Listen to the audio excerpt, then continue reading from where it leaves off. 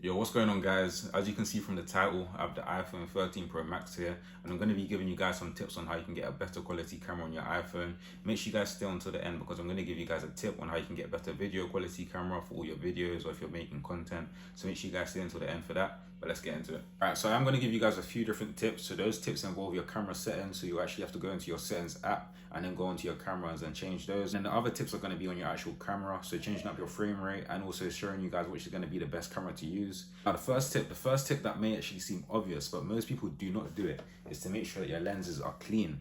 So you want to get a cloth. A magic cloth will be better. So use your cloth and you clean your lenses. That is going to be the best thing to do.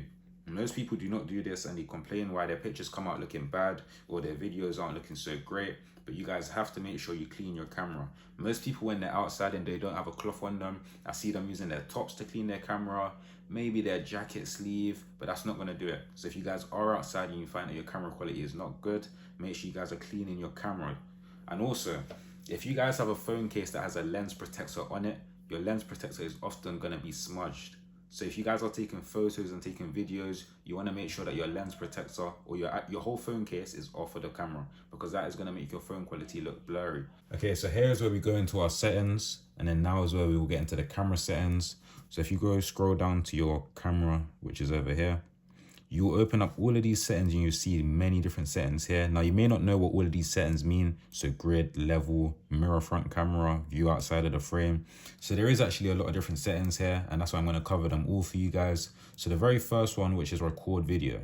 Now, if you guys want your frame rate at 4K and 60 FPS, high efficiency, you guys can do that, but that is mostly used when you want to slow down your footage and you want to have a slow-mo video just to secure the high quality overall. Me personally, for my YouTube videos, I stick between 4K 30 FPS and 4K 60 for my YouTube videos, regardless of whether I'm slowing them down or not. I'll just stick at 4K 30 or 4K 60. So right now mine is at 4K 30. I'm going to leave it as that. You have all these other settings over here. You wouldn't really want to touch them if you're trying to get the highest qualities on your iPhone. So now there's show PAL formats. You guys can turn this on. I've kept mine off. It's not really necessary. You guys can just read here the little description of what it's about. So over here is where I have show PAL formats. I've kept mine off. This isn't really important. You guys don't need to have this on.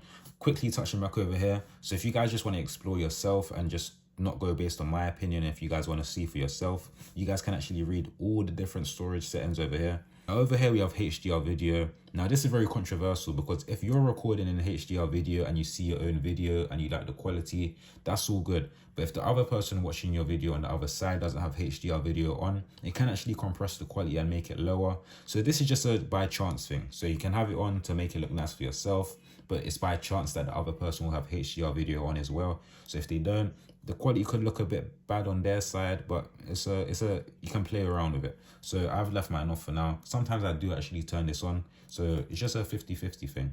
Over here we have auto FPS, so auto 30 and 60 FPS, that's what I have mine on. These are the different options that you can choose from. So you can choose to have it off, you can choose to have it auto 30 FPS, or like me where I have it auto 30 and 60. So I'll just leave that there. Lock cameras, so this is pretty self-explanatory. If you don't want to switch between your telephoto lens, your wide camera, or your main camera, you can just lock the camera that you're on and that'll just keep it locked there. So if you are videoing close up, you're videoing further away, you may find that the camera often switches between the lenses.